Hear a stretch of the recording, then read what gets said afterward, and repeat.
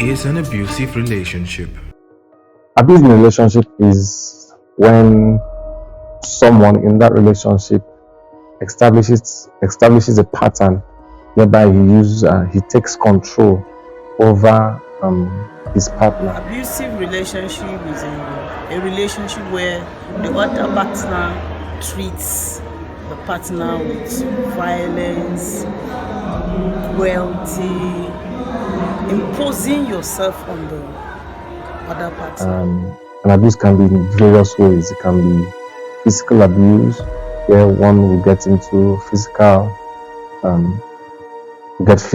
it could be psychological, it could be verbal, it could be financial, it could be emotional. The abuse can be emotional, it can be psychological, it can be sexual, it can be financial. You're treating the other partner against his will in the name of love, but for your own selfish. What is obsession? Obsession is a condition where one person feels overwhelming desire, obsessive desire.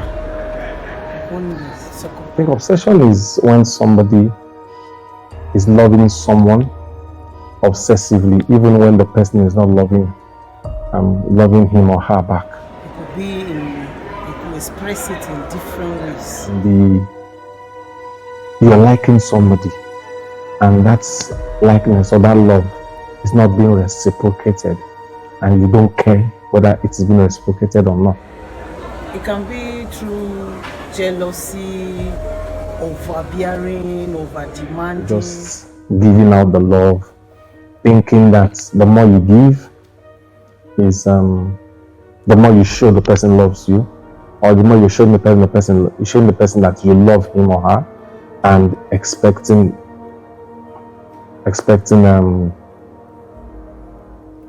to get the same love back over time.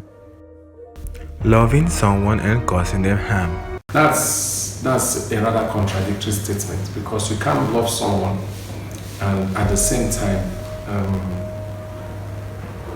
become violent towards them. That means you have intent of destroying what you love. You can still love somebody and be violent towards the person. That's why I'm saying sometimes it's a disorder and the people involved are not aware. Sometimes some of them that are being violent, they are not aware that it's a disorder.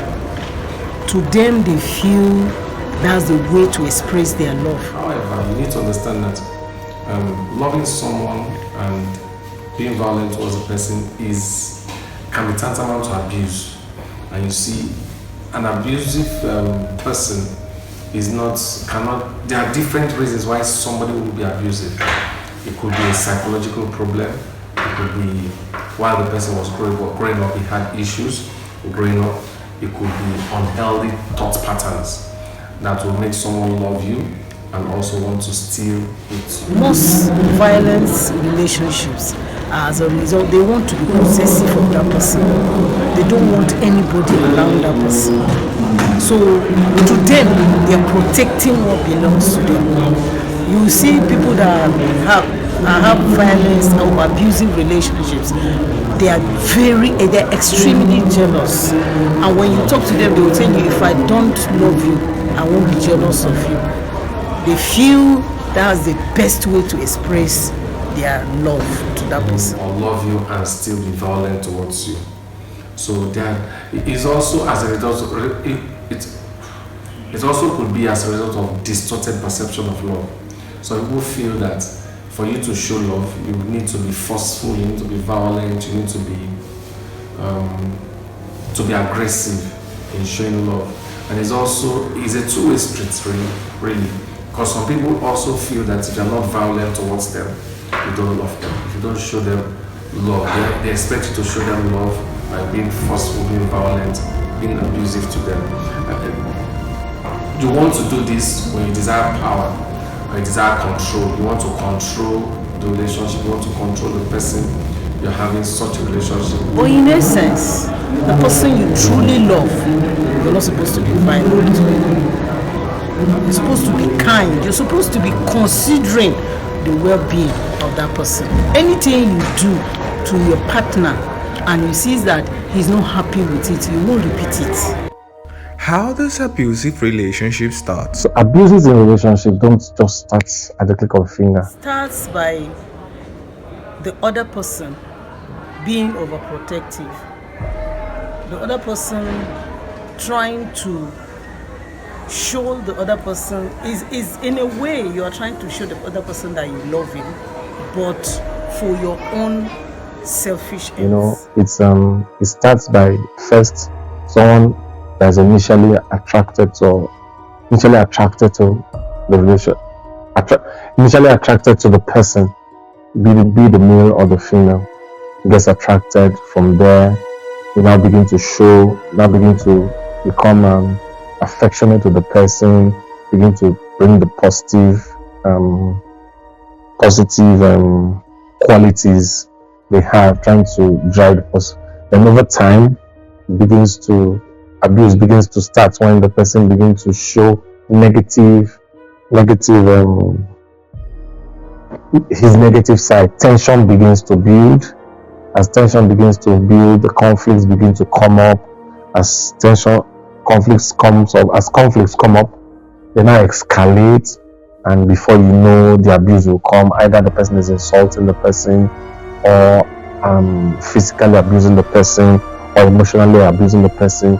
Then there will be an explosion, and the explosion is when they cannot control themselves again, and it just explodes. And after the explosion, the person will now realize that he has done something wrong and now apologize. True love is treating the person, showing the concern about the person's emotion, the person's well-being. But an abusive relationship, the person doesn't care about your emotions, about your feelings. He's concerned about himself. He's being overbearing.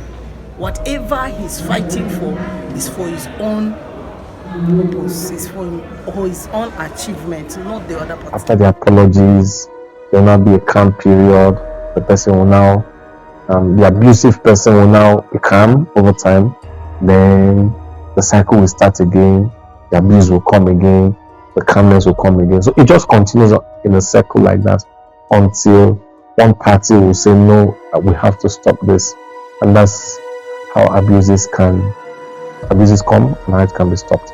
Warning signs that denotes abusive relationship. Because what are the warning signs of an abusive relationship? They are numerous, but we must try to recognize them. And as a matter of fact, any one of them happening is enough trigger for you to begin to think and know that you are heading into an abusive relationship. One that I would say is extreme jealousy. Extreme jealousy. As in, the person you are relating with is extremely jealous. He doesn't trust you. He's not free. Even if he's a friend, he knows, even a relation, he will not, the partner will not be free, allowing only you with those people. So the person, any relationship you're into, and the partner is extremely jealous, is a sign. It could be from a controlling behavior. The abuser will begin to want to control the victim, making them feel, controlling them in every way they can. He will not allow you freedom to anything. You receive a call, you will check the call. You go out and stay 1 hour late than necessary, there's a problem. It's either you're with somebody or something is going on somewhere. So extreme jealousy is a sign of an abusive relationship. That shows that this person, if you go into this relationship, the tendencies are something we have. It can get to controlling, isolating them from support system, from family and friends. It can be verbal abuse, it can be financial abuses, it can be blame shifting, can be distorting their reality, that's gaslighting them. So making them think that what they think and how they think is not the right way, is not. It could be violence, physical violence. It could be forced sexual relationship. Possessive. This person wants you to be only for him. He isolates you, or she isolates you from your friends, even your relations. The person just wants you for him or her alone is a sign. On consensual sex. So there are different, it could be manipulation, it could be controlling, it could be different things at the same time. Words. Any day you are talking, a small thing, verbal abuse. You can't be anything, you can't do this, you are stupid. Just ordinary information, small thing, you're stupid, you're nonsense, you can't do this, you can't. It's a sign. It's a sign. Financial control. So they're an abuser that is more financially able in the relationship, who sees could just take financial control, refuse to release finances to the spouse, and by so doing controlling them, punishing them, so to say, because they have the financial wherewithal to make the person consent to what they want. Another one is the person is always putting down your self-image. You can dress, you want to go out, the person will say, it's not fine. This thing is you can't go out with this. You can never be more than the way you are. Using, bringing yourself down every time. That was so any of these things could be signs of an abusive relationship. Would it be termed abuse if one partner threatens to harm themselves? Would it be termed an abuse if one person threatens to? So that is control. They are controlling you with fear of what will happen to you and blame shifting. So if this happens, it is because I'm the one that caused it. So that on its own is a big signal and a big red flag. A red flag that you are into an abusive relationship. At such time, you need to get help. That's it. You need to get help ASAP. Guides to reducing the effect of the abuser. Cushion effect. How do you reduce abuse in a marriage relationship? So first of all, I think what needs to be done is both parties need to understand that there is a problem. The best way is to be open to the abuser. The person that is being abused should be open. Open up, let the person know that you are hurting with whatever he's doing. If you don't know that there's a problem, then you cannot solve it. Does the man know that does the person abusing know that there's a problem while he's abusing the other party? They have to know that there's an abuse. And once to establish that, there has to be an open communication. There should be a communication line where they can express themselves and tell themselves the truth. It's very important that you tell yourself the truth. The person will be defensive. He will feel it's for your own good. When you open up to the person, then you can also seek counseling. You can seek counseling from other people you trust. Let them talk to the person. Let him know that whatever he's doing is not right. Because most of them, they don't really understand. They don't know, so they should find a way, get counseling. There is something that is making the abuser to continue abusing the other party, and once I'm able to know the truth, then we can begin to work from there. Seek professional help, go for therapy. Maybe the person that is being abused or the person that is abusing the other person needs to go for personal therapy from professional help. Needs to seek professional help, and the psychologists, marriage counselors, they can talk to their spiritual guides. So they should be able to work together to develop healthy relationship. They should get educated, set boundaries for themselves. That we don't do this, we don't say this and that. And when we get into this place, we should stop. And if they've done everything they can to try to remedy the relationship, and if it's not working, I think the best thing to do at that time is for them to separate and find a space to get their acts together and ultimately come back together, or remain separated, because I don't think it is worth it for anybody to die in an abusive relationship. Do men get abused?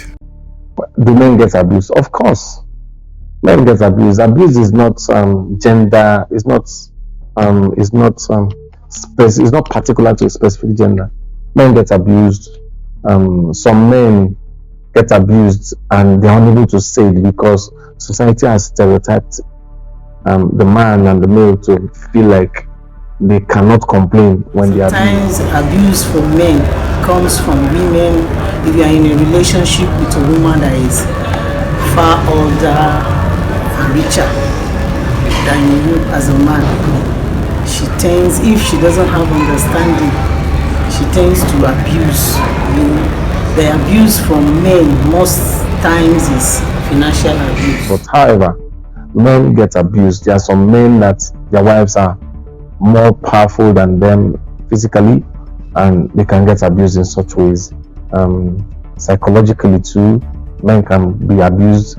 In every way, a man can be abused, a woman can be abused, a man also can be abused. And also, if a man is not doing well and the woman is better, she's a breadwinner of the family, he can tend to abuse if the woman is not understanding. Men can talk down on their husbands, and by so doing abuse the man psychologically, emotionally. Men can be abused, being starved of sex in the marriage. That's an abuse.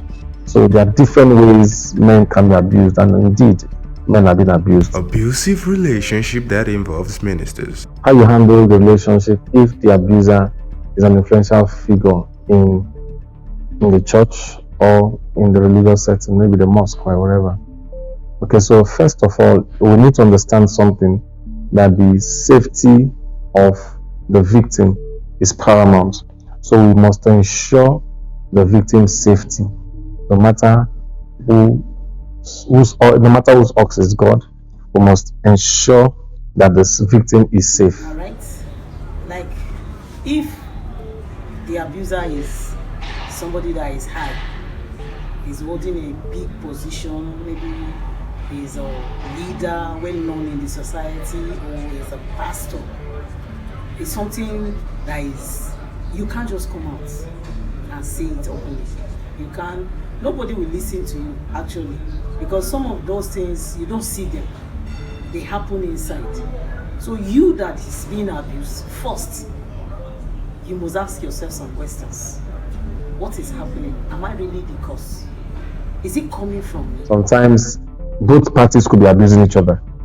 It happens like that. So they can go for couple therapy, talking to a counselor that will teach them and tell them what to do, how to act. Because sometimes you might be the cause by your woman. So you have to talk to your partner. You have to create a way. There must be communication in every relationship.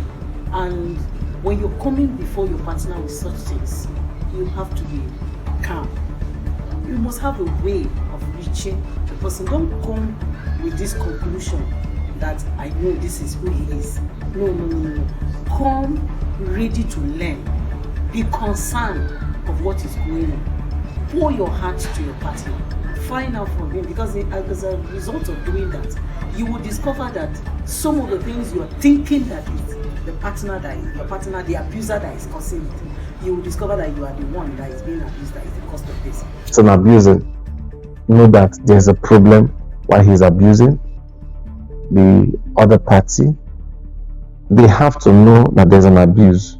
And once to establish that, there has to be an open communication. If you've checked yourself and you discover that you're not, you can't pin on anything. So after that, you can make sure that encourage reporting. Encourage the victim to report to the relevant authorities within the church. It's not coming from you, it's coming from the person. Then the next thing for you to do is to look for somebody he believes in. There must be somebody like a father, a mentor you can go to. You can go to and talk to him, and the person will call him. Within the religious organization, document evidences of such abuses because sometimes the abuses are recurrent and the victim has even lost track. So we should encourage the person to document those evidences, involve trusted figures in the church. You see, when the abuser is an influential figure of the church, in the church, you can also involve other influential people in the church that could appeal to his sense of reasoning, asking him to go for counseling, to help him change his ways. Also, you can also speak to the church leadership as the victim now, speaking to the church leadership, letting them know what he or she is passing through, so that they can intervene in the matter and have the church authority step in and create ways that such abuses can be ameliorated and stopped. Steps of getting out of an abusive relationship. First, most cases, when you hear that somebody is being abused, you say, what is the person still doing there? Let the person walk out now. Leave. That's the first thing that comes to people's mind. But in most cases, it's not easy. It's not easy, especially if it's a relationship that has gotten to marriage and you have children. You've been there with the person. It's a very tough point, because nobody wants to get into a relationship and he becomes abused or she becomes abused, and as a victim want to stay there. So the first thing to do is to reach out for support. Reach out to family, friends, loved ones, because at such points they are very vulnerable and they need all the support they can get. Call the helplines, could get the police involved, get the law enforcement agencies involved, get authorities involved, can get a restraining order from the court to restrain the person from getting access or coming close to you. You to be able to come out of that relationship, you must talk to yourself first. You understand? You must accept the fact that I have the right to be happy. I have the right to be free from this. I'm not the cause of this. So I have the right to have my freedom. First, when you're able to convince yourself that it's your right, you understand? It's your right to be free from this person. Then you start looking for ways. You can also reduce your security. You can also strengthen your security by changing your passwords on your email, your bank details, and other stuff that the abuser could use to get to you, that will cause pain to you. People that you trust to talk to help you out. You make plans for yourself. That's the only thing you can do. Look for people to talk to, confide in them, not those that you trust. Confide in them, tell them what you're going through and your plans without the other person knowing. Start making your plans, and if you are doing those things, you have to be secretive. Because abusers, you don't have privacy. They can go into your privacy anytime. They pick your phone, they check on you any day. So if you're doing something, if you're making those plans, everything should be outside the norm of the abuser. You don't talk to people he knows. You look for agencies that can help you without his knowledge. Don't use your phone when you're doing such, because when he discovers it, it's another problem entirely. So whatever you do it secretly until you're done and you leave. What's the guide to dealing with a crazy ex? The first thing you will do is to cut ties. Change your phone number. Change anything that you know that will bring him close to you. Even if he will come to your office, of course you can't change your office. He knows your office. But you can give standing orders in your office. You don't want to see such person. You understand? Then also you relocate. You can relocate from that town. If the person is that crazy time, in fact, to me the best way is to relocate if it's possible. Leave that place, that environment entirely, and start a new life somewhere. But in the event that you cannot You change your phone number, you change your location, change your routes, because he knows the way where you're going, your friends, and all that. Change, stay away. In fact, make sure that there's nothing that brings you together at least 6 months. No contact, nothing. Don't do anything that will bring you together. And if it's that strong, you can even seek for a restraint order from the police. What's the guide to dating an abused victim? Well, this is a tricky one, yeah, because so the first thing you should do is educate yourself. You need to get to know how, or maybe read up on how a victim would behave. Before you date anybody that have a history, that's the outsider coming into the person that has that history. Before you do that, you must build confidence. You must build confidence in that person. You must make him understand that everybody is not the same. You must make him understand that what happened in the other relationship will not happen in this relationship. Build that trust first in that person, because if the person is not confident, is not sure of himself going into the relationship, even that person, that the abuser can even cause the abuse, because that boldness is not there. You can't give in your best. So first, before you start relating with that person, you must build confidence in that person. You must make her have that self-confidence back, because the person has been back. So I'm going into a relationship with a victim, an abuse survivor. They become finicky, they become touchy. So you need to educate yourself, have an open communication with the person, be open in your communication with the person. Let them understand what you want to do, what you want, how you want to do what you want to do. Respect the boundaries they place, because when somebody has been abused and they're coming out, having survived an abuse, they are coming out with all their antennas ready to just go.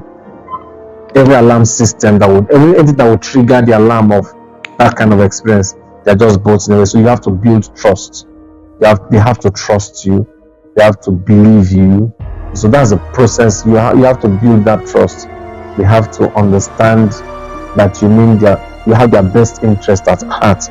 That's very, very important. Then you provide support, because there are some things you do that could just be like what the other person did before. So at such time, you have to understand that they are not judging you based on who you are. They are just reacting to what they've passed through. So you must be supportive of them. Celebrate yourself. Celebrate progresses that the person have made. So assuming they have started trusting you, appreciate them, celebrate the times and the progresses they've made, and just keep doing what you know to do best. And over time, the person will begin to trust you, and the relationship will then become a healthy relationship that would make all the parties involved happy afterwards. Emotional abuse compared to physical abuse. Real abuse, as much as it is internal, that can scar somebody forever, physical abuse also can lead to death. So no one is good. They are both two evils you don't want to choose from any. Physical abuse can lead to death, as a physical death. You die physically. The person can beat you. We've seen cases where the person is abused physically and you have injuries. Sometimes you die. When you die in the hospital, things like that. We have seen cases like that.